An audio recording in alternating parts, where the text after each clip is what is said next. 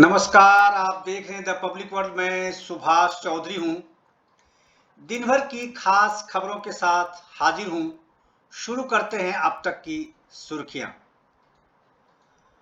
राष्ट्रपति द्रौपदी मुर्मू बोली, अपने मूल कर्तव्यों के बारे में जानें, उनका पालन करें, जिससे हमारा राष्ट्र नई ऊंचाइयों को छू सके। राष्ट्रपति द्रौपदी मुर्मू ने देश के नागरिकों से आह्वान किया है कि वे अपने मूल कर्तव्यों के बारे में जानें, उनका पालन करें, जिससे हमारा राष्ट्र नई ऊंचाइयों को छू सके। राष्ट्रपति मुर्मू 76वें स्वाधीनता दिवस की पूर्व संध्या पर देश के नाम अपने पहले संबोधन में आज बोल रही थी। उन्होंने इस अवसर पर देश विदेश में रहने वाले सभी भारतीयों को स्वतंत्रता दिवस की हार्दिक बधाई दी।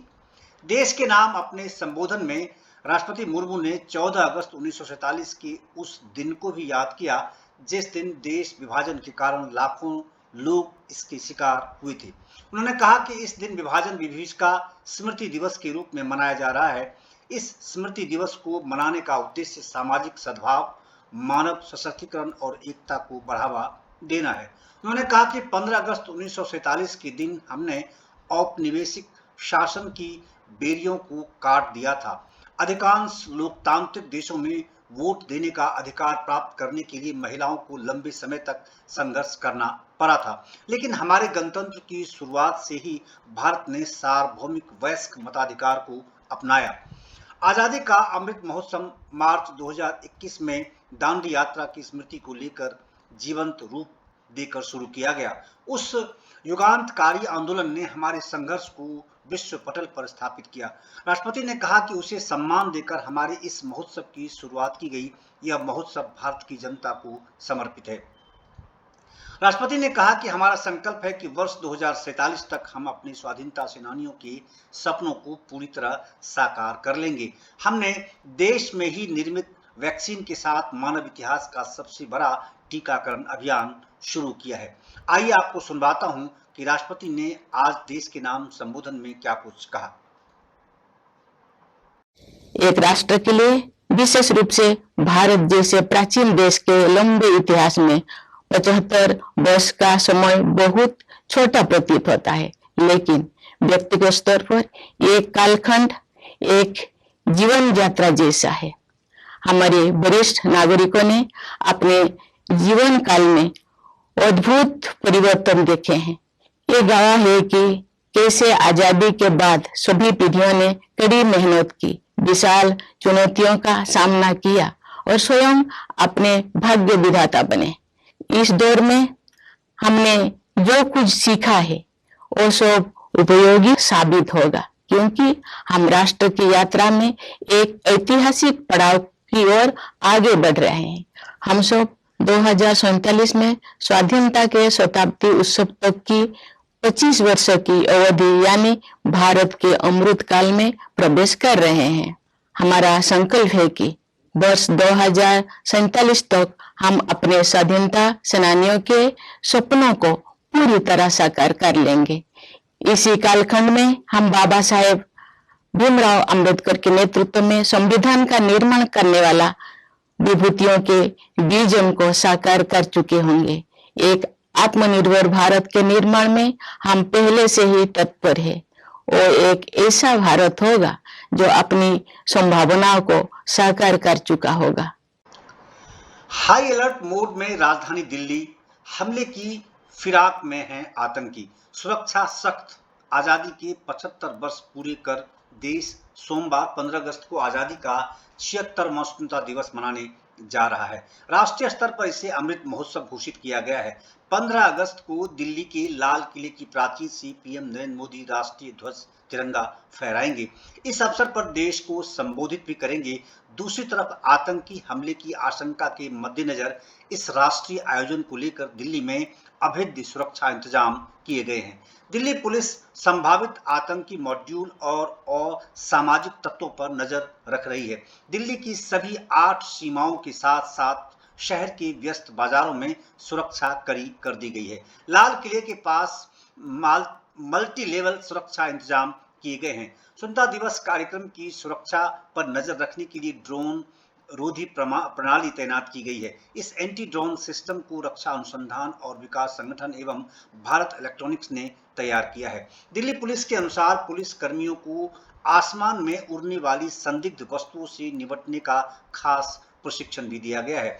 राजधानी दिल्ली में सुरक्षा को लेकर पुलिस को कुछ खास संकेत मिले हैं, जिसमें ड्रोन अटैक की आशंका भी जताई गई है।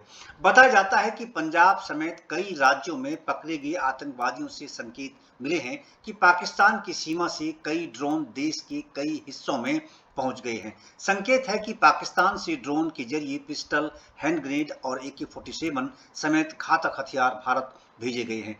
खुफिया जानकारी मिली है कि आतंकवादी स्वतंत्रता दिवस पर कई हमलों को अंजाम दे सकते हैं। हमले में एक अकेला व्यक्ति धारदार हथियार या किसी बड़ी गाड़ी से भीड़ पर हमला कर सकता है।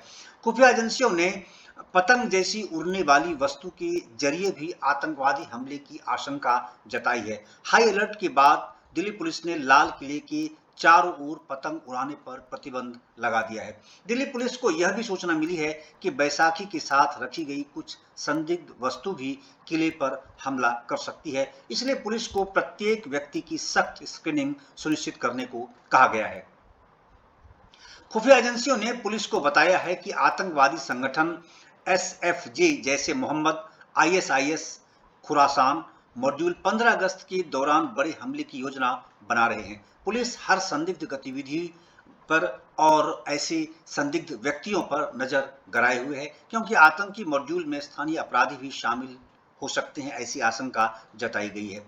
संवेदनशील स्थिति के मद्देनजर लाल किले के चारों ओर ऐसे अलार्म युक्त कैमरे लगाए गए हैं जो आसपास तैनात पुलिसकर्मियों को किसी भी संदिग्ध गतिविधि के प्रति सचेत करने लगते हैं। बताया जाता है कि सघन निगरानी के लिए दिल्ली पुलिस ने आसपास के इलाकों में चप्पे चप्पे पर हाई रिजोल्यूशन टेक्नोलॉजी वाले 1000 कैमरे लगाए हैं। दिल्ली पुलिस के विशेष प्रकोष्ठ ने पुलिस फोर्स की दूसरी इकाई को लगभग 1000 ऐसे संदिग्ध व्यक्तियों, राष्ट्र विरोधी तत्वों और आतंकवादियों की तस्वीरें भी मुहैया करवाई है, ताकि उनके नापाक मंसूबों के प्रति पुलिस सतर्क रहे। लाल किले पर ऐतिहासिक होगा आजादी का जश्न। स्वदेशी गन से दी जाएगी 21 तोपों की सलामी। यह पहली घटना होगी और पहली बार आजादी के 76वें स्वतंत्रता दिवस के मौके पर इस साल लाल किले पर आजादी का जश्न भी बेहद खास होगा। जाहिर है, लाल किले की प्राचीर से प्रधानमंत्री नरेंद्र मोदी के देश के नाम संबोधन को लेकर तो देशवासियों में उत्सुकता बनी ही रहेगी। साथ ही इस साल तिरंगे को पहली बार स्वदेशी गन से 21 तोपों की सलामी दी जाएगी। लाल किले पर स्वतंत्रता दिवस समारोह की शुरुआत सुबह 6:55 बजे होगी, जब सेना के दिल्ली एरिया के GOC का आगमन होगा। GOC के आगमन के बाद रक्षा सचिव पहुंचेंगे और फिर तीनों सेना यानी थल सेना, वायुसेना और नौसेना प्रमुख पहुंचेंगे। ऐसी परंपरा हमारे देश में रही है। ठीक सुबह 7:08 पर रक्षा राज्य मंत्री अजय भट्ट का आगमन होगा और लगभग 7:11 पर केंद्रीय रक्षा मंत्री राजनाथ सिंह आयोजन स्थल पर पहुंचेंगे और लगभग 7:18 पर लाल किले पर प्रधानमंत्री नरेंद्र मोदी का भी आगमन हो जाएगा। लाल किले पहुंचने से पहले प्रधानमंत्री राजघाट जाएंगे और राष्ट्रपिता महात्मा गांधी को श्रद्धांजलि अर्पित करेंगे। लाल किले पर पहुंचते ही PM को ट्राई सर्विस यानी तीनों सेनाओं की टुकड़ियों का गार्ड ऑफ ऑनर दिया जाएगा। ठीक 7:30 बजे सुबह PM लाल किले पर ध्वजारोहण करेंगे और परंपरा के अनुसार राष्ट्रगान होगा। 21 तोपों की सलामी दी जाएगी। देश आजाद होने के 75 साल बाद पहली बार ऐसा होगा जब 21 तोपों की सलामी में कोई स्वदेशी आर्टिलरी गन भी शामिल होगी। अभी तक द्वितीय विश्व युद्ध की ब्रिटिश पाउंडर गन से 21 तोपों की सलामी दी जाती रही है। इधर महाराष्ट्र में शिंदे फडणवीस सरकार के मंत्रियों के बीच विभागों का बंटवारा आज हो गया। महाराष्ट्र में मंत्रियों के बीच विभागों का बंटवारा होने के साथ ही वहां राजनीतिक रस्साकसी समाप्त हो गई लगती है। मुख्यमंत्री एकनाथ शिंदे ने राज्य मंत्रिमंडल में मंत्रियों की विभागों के आवंटन की घोषणा कर दी। मुख्यमंत्री एकनाथ शिंदे ने अपने पास शहरी विकास मंत्रालय रखा। उप मुख्यमंत्री देवेंद्र फडणवीस को गृह और वित्त मंत्रालय जैसे प्रमुख विभाग दिए गए हैं। मुख्यमंत्री के पास सामान्य प्रशासन, शहरी विकास, सूचना व प्रौद्योगिकी, सूचना व जनसंपर्क, लोक निर्माण विभाग, परिवहन, विपणन, सामाजिक न्याय और विशेष सहायता, राहत एवं पुनर्वास, आपदा प्रबंधन, मृदा एवं जल संरक्षण, अल्पसंख्यक और औकाफ का मंत्रालय रहेगा। वहीं मुख्यमंत्री देवेंद्र फडणवीस को गृह, वित्त और योजना, कानून और न्याय, जल संसाधन और लाभ, क्षेत्र विकास, आवास, ऊर्जा विभाग दिए गए हैं। जिन 18 मंत्रियों को शपथ दिलाई गई थी उनमें से राधाकृष्ण विखे पाटिल राजस्व, पशुपालन और डेयरी विकास, सुधीर मुनगंटीवार वन, सांस्कृतिक गतिविधियां और मत्स्य पालन, चंद्रकांत पाटिल उच्च और तकनीकी शिक्षा, कपड़ा उद्योग और संसदीय कार्य, डॉक्टर विजय कुमार गावित आदिवासी विकास, गिरीश महाजन ग्राम विकास व पंचायती राज, चिकित्सा, शिक्षा, खेलकूद और युवा कल्याण, गुलाब राव पाटिल जल आपूर्ति और स्वच्छता, दादा भूसे बंदरगाह और खनन, संजय राठौर खाद्य एवं औषधि प्रशासन, सुरेश खाड़े लेबर मंत्रालय, संदीपन भूमरे रोजगार गारंटी योजना और बागवानी, उदय सामंत उद्योग, तानाजी सावंत सार्वजनिक स्वास्थ्य और परिवार कल्याण, रविंद्र चौहान लोक निर्माण, सार्वजनिक उद्यमों को छोड़कर खाद्य और नागरिक आपूर्ति और उपभोक्ता संरक्षण विभाग देखेंगे। इसी तरह अब्दुल सत्तार कृषि, दीपक केसरकर स्कूली शिक्षा और मराठी भाषा, अतुल सावे सहकारिता, अन्य पिछड़ा वर्ग और बहुजन कल्याण विभाग देखेंगे, जबकि शंभुराज देसाई को राज्य उत्पाद शुल्क विभाग की जिम्मेदारी दी गई है। दिल्ली के सीएम अरविंद केजरीवाल का केंद्र सरकार से सवाल, आजादी के 75 साल में कई देश आगे निकल गए, भारत क्यों पिछड़ा। दिल्ली के सीएम अरविंद केजरीवाल का केंद्र की नरेंद्र मोदी सरकार पर हमला जारी है। आज उन्होंने एक बार फिर मोदी सरकार से बड़ा सवाल पूछा है। उन्होंने कहा कि भारत में दुनिया में सबसे मेहनती लोग हैं, इंटेलिजेंट भी हैं, भारत में नदियां हैं, पहाड़ हैं, दुनिया के सबसे इंटेलिजेंट लोग भारत में पैदा हुए, हमारे पास दुनिया के सभी क्षेत्रों में बेस्ट एम्प्लॉय है। आजादी के 75 साल में भारत से कई देश आगे निकल गए, सिंगापुर, जापान, जर्मनी भी आगे निकल गए, हमारा भारत पीछे क्यों रह गया। सीएम अरविंद केजरीवाल रविवार को दिल्ली के त्यागराज स्टेडियम में दिल्ली सरकार द्वारा हर हाथ तिरंगा कार्यक्रम में शिरकत करने पहुंचे थे। कार्यक्रम में डिप्टी सीएम मनीष सिसोदिया भी मौजूद थे। केजरीवाल ने देश के अमर शहीदों को याद करते हुए कहा कि मैं खासकर 2 स्वतंत्रता सेनानियों का जिक्र करना चाहूंगा। एक डॉक्टर अंबेडकर, जिन्होंने पूरी जिंदगी संघर्ष की, गरीब परिवार से निकले थे, आजादी के लिए लड़े और दबे कुचले गरीबों का हक दिलाने के लिए लड़े, 2 डॉक्टरेट किया और दुनिया का बेहतरीन संविधान भारत को दिया।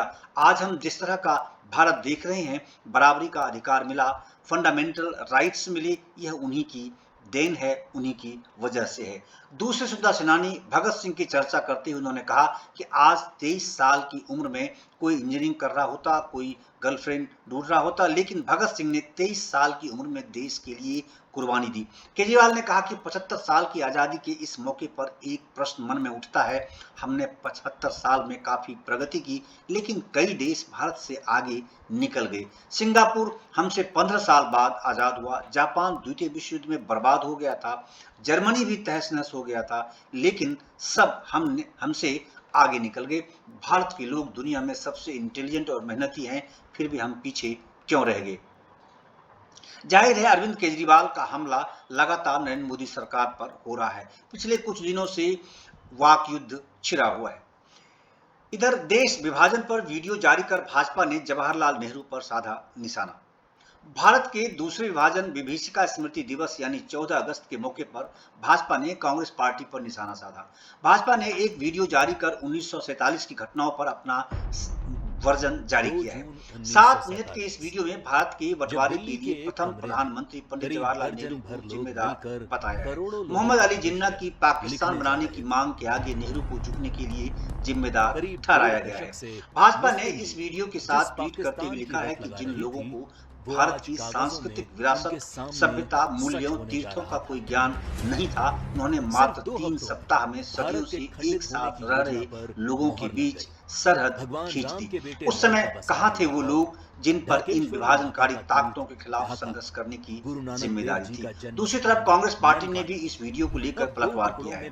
कांग्रेस के महासचिव जयराम रमेश ने कहा कि 14 अगस्त को विभाजन विभीषिका स्मृति दिवस मनाने के पीछे और पीएम अगर मोदी कोई की इस विभाजन वास्तविक की योजना से मंशा अनभिज्ञ सबसे था, तो दर्दनाक वो थी ऐतिहासिक भारत की घटनाओं को मासूम अपने और राजनीतिक लाभ के निर्दोष लिए जनता, इस्तेमाल जिस पर करना ये है। विभाजन उन्होंने कहर कटाक्ष करते बनकर हुए कहा टूटने कि वाला था। देश को बांटने के लिए आधुनिक दौर से सावरकर और जिन्ना का 1947 को प्रयास आज अंग्रेजों भी द्वारा किया जारी है। विभाजन कांग्रेस के देश का वरिष्ठ नेता पहला जयराम विभाजन रमेश नहीं ने था। इस वीडियो पर अंग्रेज इससे पलटवार पहले करते हुए 1905 एक के में भी बाद एक बंगाल का कई विभाजन ट्वीट कर किए चुके और थे, उन्होंने कहा कि लेकिन उस सच विभाजन यह का है पहले कि दो बंगाल में राष्ट्र का और फिर सिद्धांत पूरे देश में सावरकर इतना ने मुखर दिया विरोध था। हुआ कि अंग्रेजों को दरअसल पिछले साल 1911 में 14 अपना अगस्त को फैसला प्रधानमंत्री नरेंद्र मोदी ने वापस लेना ऐलान पड़ा। किया था कि विभाजन का जो काम 1947 में अंग्रेज विभाजन के दौरान 1905 में नहीं भारतीयों कर पाए, की वो कष्टों और 1947 बलिदानों में की करने में देश को कैसे याद सक्षम दिलाने थे। के लिए हर साल 14 अगस्त को विभाजन दिवस का स्मृति दिवस के रूप में मनाया जाएगा।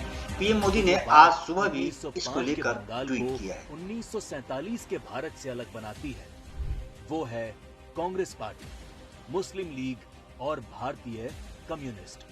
1905 में बंगाल विभाजन के विरोध के बीच ही 1906 में मुस्लिम लीग का जन्म संयुक्त बंगाल के ढाका में हुआ।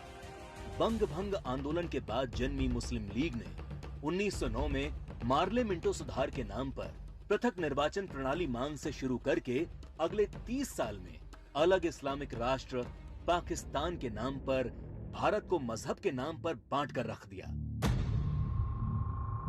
1920 के तुर्की के खलीफा के समर्थन में चलाए गए कांग्रेस के खिलाफत आंदोलन ने मुस्लिम कट्टरपंथियों को यकीन दिला दिया कि वे अपनी गैर जरूरी मांग पर भी कांग्रेस के नेतृत्व को मना सकते हैं।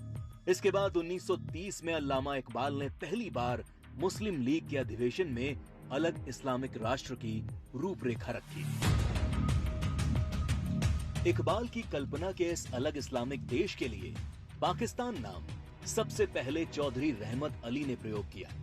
जब 1933 के तीसरे गोलमेज सम्मेलन में चौधरी रहमत अली ने पाकिस्तान अभी नहीं तो कभी नहीं नाम के पर्चे बांटे और करीब 7 साल बाद 1940 में लाहौर अधिवेशन में मुस्लिम लीग ने पहली बार पाकिस्तान नाम के अलग इस्लामिक देश का प्रस्ताव पास किया और 1947 में 10 लाख लोगों की लाश पर चढ़कर एक अलग इस्लामिक देश बना लिया।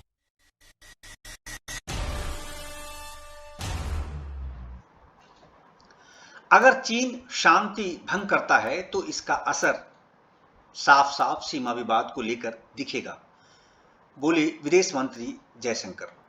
केंद्रीय विदेश मंत्री एस जयशंकर ने कहा है कि अगर चीन ने सीमावर्ती इलाकों में शांति भंग की तो इसका असर द्विपक्षीय संबंधों पर पड़ेगा। उन्होंने कहा कि भारत लगातार अपने इस रुख पर कायम है।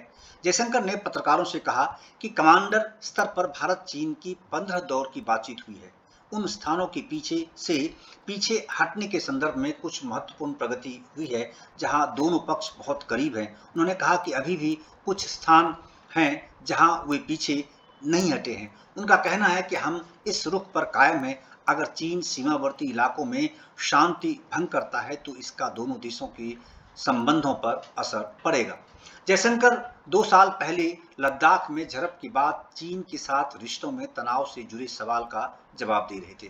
जयशंकर ने कहा कि मैंने 2020 और 2021 में कहा है और 2022 में भी कह रहा हूं कि हमारे संबंध सामान्य नहीं है। यदि सीमा पर स्थिति सामान्य नहीं है तो हमारे संबंध सामान्य नहीं रह सकते। उन्होंने यहाँ साफ कर दिया कि सीमा की स्थिति अभी सामान्य नहीं है। उन्होंने माना कि भारत चीन सीमा की स्थिति भारत चीन सीमा पर एक बड़ी समस्या बनी हुई है। सेना पिछली 2 सर्दियों से वहां डटी हुई है।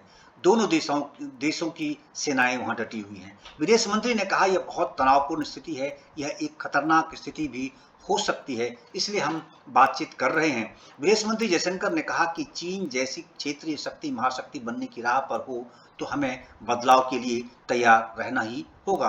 भारत को इससे होने वाले अस्थिरतापूर्ण बदलाव के लिए तैयार रहना होगा। जयशंकर यहाँ पीईएस विश्वविद्यालय के छात्रों से बातचीत कर रहे थे।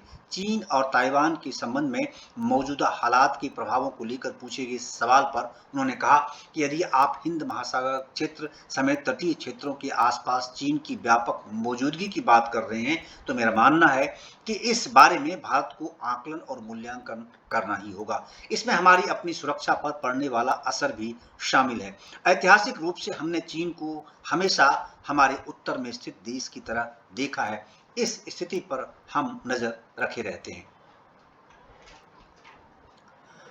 सुबह 8 बजे से पहले और शाम 7 बजे के बाद नहीं कर सकते कॉल। रिकवरी एजेंट्स के लिए आरबीआई के नए निर्देश। देश के केंद्रीय बैंक रिजर्व बैंक ने कर्ज की वसूली करने वाले एजेंटों के लिए शुक्रवार को नए निर्देश जारी किए हैं। निर्देश में कहा है कि वे सुबह 8 बजे के पहले और शाम 7 बजे के बाद कर्जदारों को कॉल नहीं कर सकते। आरबीआई ने इस आशय की एक अधिसूचना जारी की है। इसमें कहा है कि बैंक, गैर बैंकिंग वित्तीय कंपनियां और संपत्ति पुनर्गठन कंपनियां यह सुनिश्चित करें कि कर्ज वसूली संबंधी उसके निर्देशों का ठीक से पालन किया जाए। आरबीआई ने कहा है कि उन्हें सलाह दी जाती है कि विनियमित इकाइयां सख्ती से यह सुनिश्चित करेंगी कि वे या उनके एजेंट बकाया कर्जों की वसूली के दौरान कर्जदारों को किसी भी तरह से प्रताड़ित या उकसाने से परहेज करेंगे।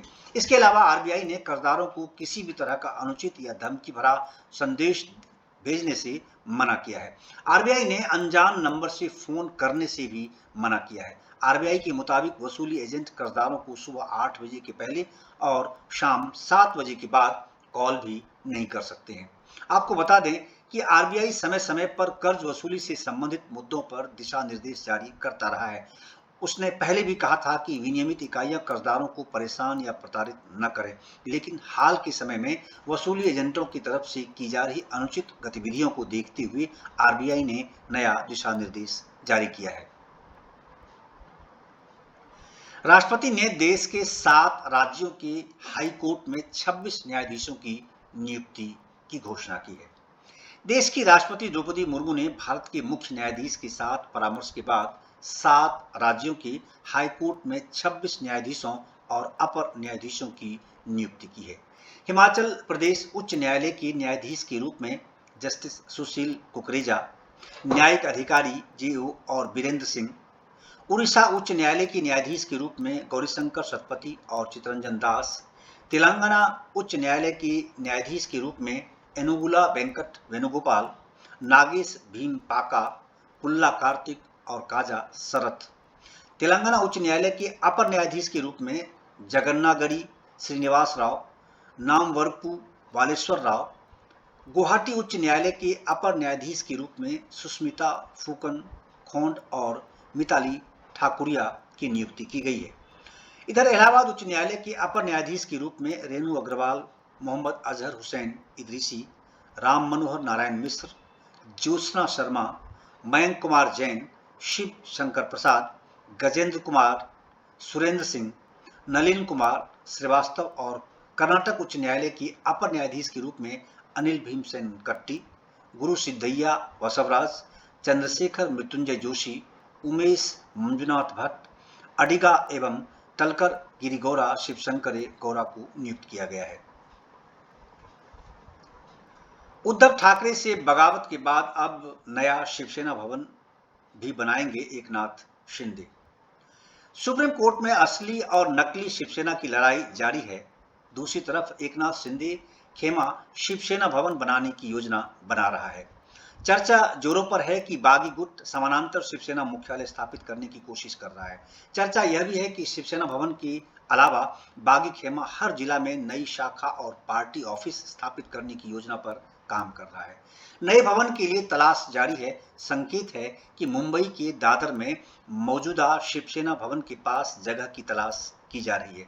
दूसरी तरफ एक समानांतर सेना भवन की अटकलों को खारिज करती हुई महाराष्ट्र के नवनियुक्त मंत्री उदय सामंत ने इसे एक अफवाह करार दिया है। उन्होंने कहा कि यह अफवाह है कि दादर में एक समानांतर शिवसेना भवन बनाया जा रहा है। हालांकि हम एक केंद्रीय कार्यालय खोजने की कोशिश कर रहे हैं ताकि मुख्यमंत्री आम लोगों से मिल सकें। हम शिवसेना भवन का सम्मान करते हैं और आगे भी रहेगा। हालांकि इस प्रकार की गीत एकनाथ शिंदे मुख्यमंत्री स्वयं भी गाते रहे हैं और सभी विधायक जो उनके गुट में शामिल हुए उनकी ओर से भी इसी प्रकार के सुर सुनने को मिलते रहे हैं। लेकिन एक से एक अलग कदम उठाए जा रहे हैं अपना अस्तित्व दिखाने के लिए।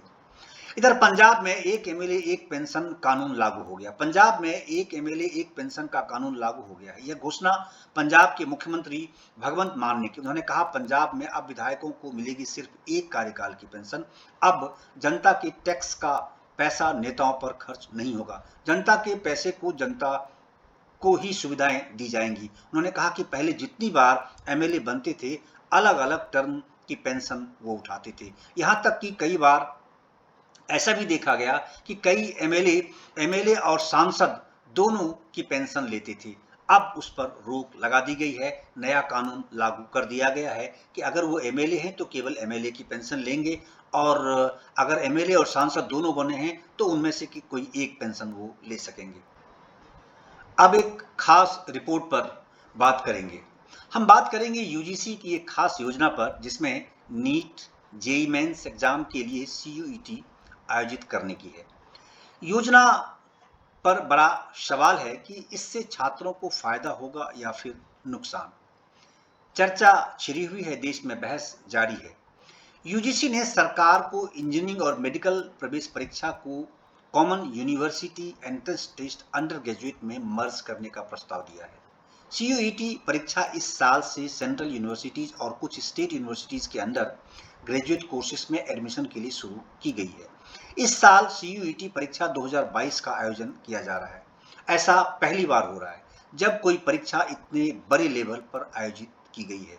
देश भर के छात्र यूजी क्लासेस में एडमिशन के लिए यह टेस्ट दे रहे हैं, लेकिन अब यूजीसी ने इस परीक्षा में नीट, जेईई मेंस एग्जाम को भी शामिल करने का प्रस्ताव केंद्रीय शिक्षा मंत्रालय को दिया है। सीयूईटी परीक्षा से एडमिशन प्रोसेस को अभी स्टूडेंट्स पूरी तरह समझ ही नहीं पाए थे कि यूजीसी ने मेडिकल और इंजीनियरिंग एग्जाम को भी इसमें मिलाने का प्रस्ताव कर दिया है। इससे छात्रों में चिंता की लकीरें देखने को मिल रही हैं कि आखिर इसका प्रारूप क्या होगा। शिक्षा जगत में कहा जा रहा है कि इस प्रस्ताव से 12वीं पास स्टूडेंट्स को अलग अलग कोर्सेज में एडमिशन लेने में और आसानी होगी। तर्क है कि स्टूडेंट्स को केवल एक परीक्षा सीयूईटी में ही शामिल होना पड़ेगा। इस पूरे मामले पर यूजीसी के चेयरमैन एम जगदीश कुमार का कहना है कि सरकार राष्ट्रीय इंजीनियरिंग यानी जेईई और मेडिकल प्रवेश परीक्षाओं एनईईटी को कॉमन यूनिवर्सिटी एंट्रेंस टेस्ट में मर्ज करने की संभावना तलाश रही है। कुमार ने कहा है कि नेशनल एजुकेशन पॉलिसी 2020 में वन नेशन वन एंट्रेंस की परिकल्पना की गई है।